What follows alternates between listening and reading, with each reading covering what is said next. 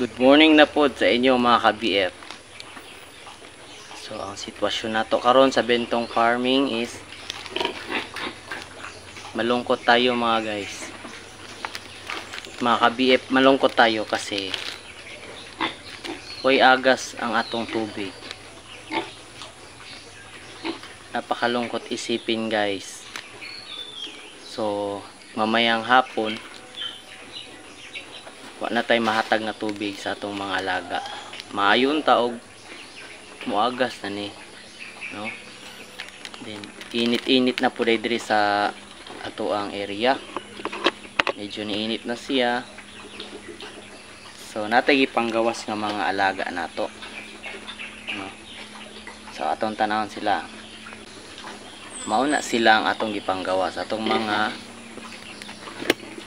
magagandang dihado na alaga. Okay, nagpakita na si Haring Init, so gigawas na nato sila. Kung napansin nato nga baga-baga na ang sagbot diri nga part. So ato ang gibalhin ang katong mga alaga nato. Katong nabahaan, di makita. Itong nabahaan nga mga alaga nato, nga nangadaot pidi lang appliances, gibalhin sa nato diri kay murag baga-baga na gyud ang sagbot. As you see, muna po na ilang trabahoon. So katong nakabutangan ang mga kulungan, atong gitransfer na po dito sa dito may mga kulungan dito, so gitransfer na to sila dito. Then ayon yung magandang lihado, then yung bahay-bahayan ng ating mga chikiting nasira din sa ulan.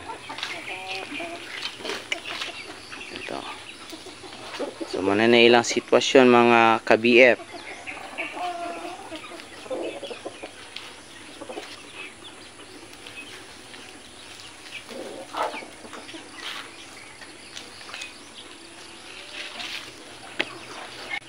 Then balik dire kang ka-Bentong, kang ka-BF.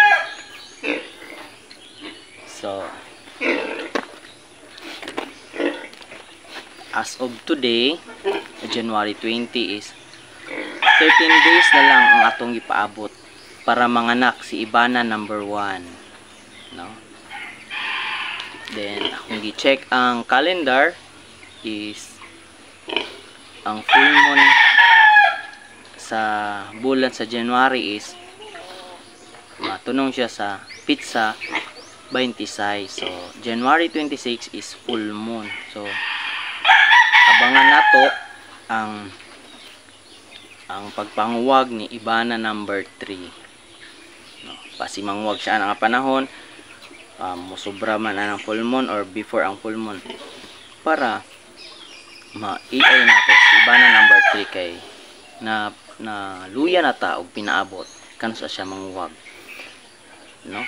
Then si Ibana number 2 is mag 30 days siya pod anang full moon, no?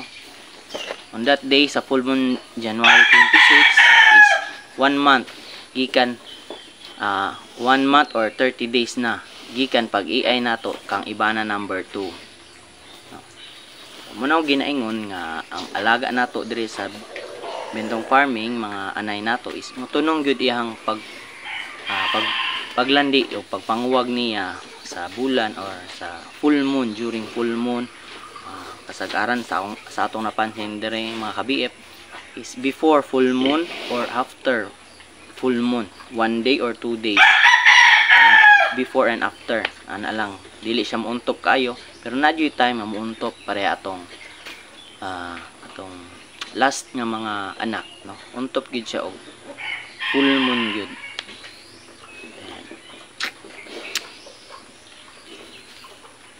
Sa paman ang atong anayon nun, so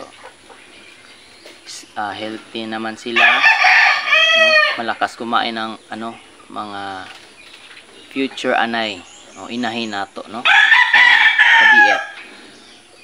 So puhon kung dagko na atong kaning mga prepare para himong anay, so mahimo ng 5 ang atong anay diri sa Bentong Farming. So adayon lang gyapon sa pagtan-aw guys mga ka-BF.